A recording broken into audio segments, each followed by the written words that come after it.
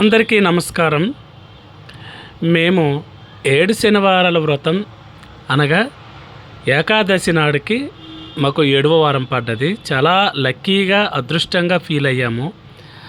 ఆ రోజుకి 7 కొండల వాడిని దర్శించుకోవడం కానీ, అర్చనలు చేసుకోవడం కానీ, ఏదైనా సరే ప్రతి ఒక్కటి అనేది చాలా అద్భుతం, మిరాకిల్ అనమాట.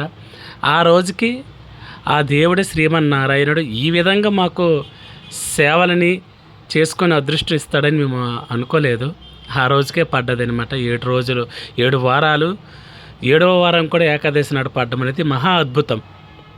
కాబట్టి అలా అలంకరణ చేసుకుంటూ, కథలు చదువుతూ, ఉపాచారాలు చేస్తూ, షోడోపచారాలు చేస్తూ, 7 దీపాలు వెలిగిస్తూ చాలా ఆనందంగా ఒక పక్క లక్ష్మీదేవికి, ఒక పక్క అలివేలు మంగమ్మని అలంకరించామన్నమాట.